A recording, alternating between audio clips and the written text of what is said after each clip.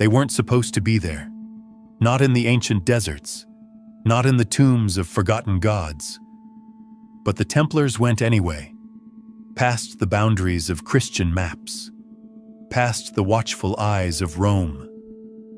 Somewhere near the ruined temples of Heliopolis, a detachment of knights vanished. What they returned with, if they returned at all, was not gold, not relics, but something far stranger. Something older than scripture and more dangerous than heresy. A secret so staggering it had to be erased, not just hidden, but obliterated from memory. So the question is, what did the Templars find beneath the sands of Egypt, and why did the world pretend it never happened? Of course, you don't need to believe any of this. Not right away. These stories move slowly, like wind across stone. So breathe. Let the past unfold in whispers, not shouts. Picture a world of dust and sun, where the weight of forgotten empires still presses up from beneath the soil. Where names like Osiris and Ra once commanded not just myth, but machinery. Now imagine armored men from medieval France, grimy, battered, and driven by visions they couldn't explain, trudging through ruins that predated their world by thousands of years. What were they seeking? Salvation power, or perhaps something they weren't prepared to find? You've heard the official accounts, of course, that the Templars were warriors of Christ, that they guarded pilgrims and built fortresses, that they became too rich, too proud, and were ultimately destroyed by kings who feared their influence. But history, as always, is a polished mirror hiding a fractured reflection. There are older accounts buried in letters carved into stone whispered by chroniclers with trembling hands. Accounts of secret journeys into Egypt, of unholy alliances, of knowledge that never made it into scripture. Tonight we begin with a single thread, a forgotten detour carved through sand and silence. And we will follow it one quiet clue at a time until the whole tapestry begins to reveal itself. Before we venture further into the shadows, take a moment to subscribe so you never miss a secret that history has tried to forget. Why did a splinter group of Templars break from the Crusades to travel deep into Egypt in the early 13th century?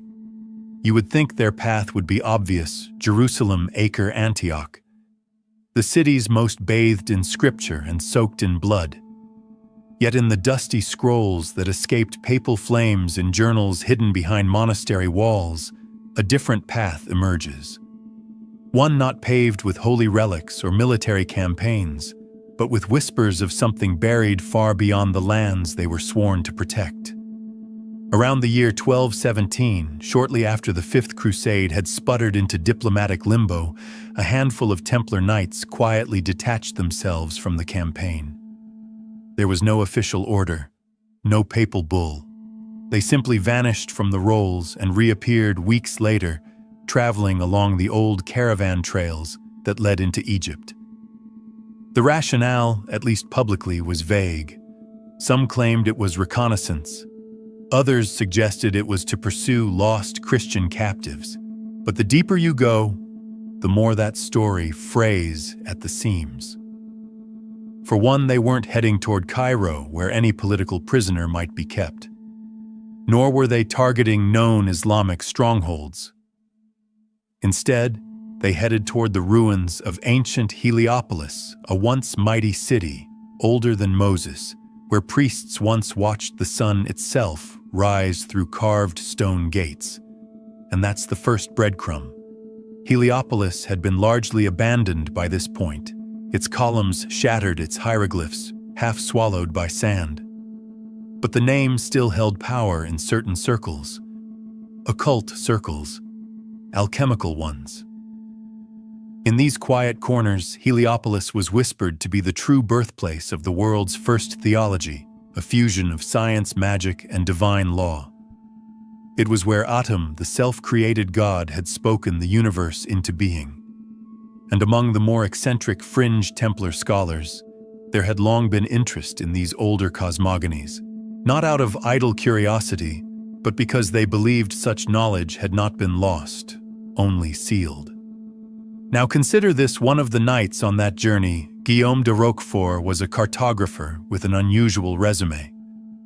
Before joining the order, he had studied in Toledo, where Arab and Jewish scholars had preserved ancient Greek and Egyptian texts.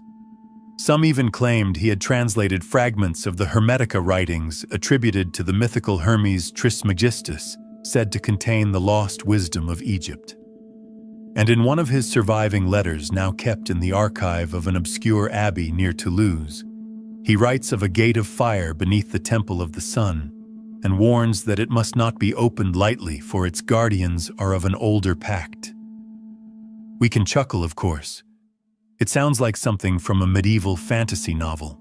But then again, this same letter includes a detailed drawing of a column identical to one later excavated near modern-day Mataraya, confirmed by Egyptologists to be part of the Sun Temple complex. So what were these knights doing exactly? Pilgrims rarely traveled unarmed. But these weren't pilgrims.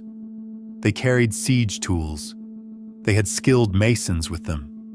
They brought scrolls with symbols that predate Hebrew script.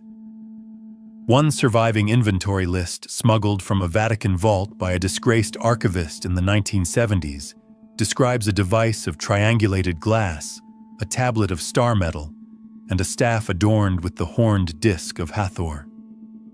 And then there's the route itself. They didn't go by sea as most crusaders might have. They rode across the Sinai, following old Nabatean trade paths, stopping at wells known only in Bedouin lore. One camp, recorded in a Franciscan travel diary, was set beside a collapsed ziggurat far outside traditional Egyptian territory.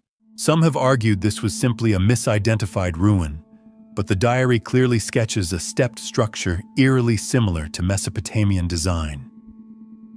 There's an obscure theory still hotly debated among fringe historians that this wasn't just a one-off mission, but part of an established Templar protocol. A pilgrimage of knowledge passed between inner circles rooted not in theology but in retrieval. Retrieval of what you ask, that part is murky.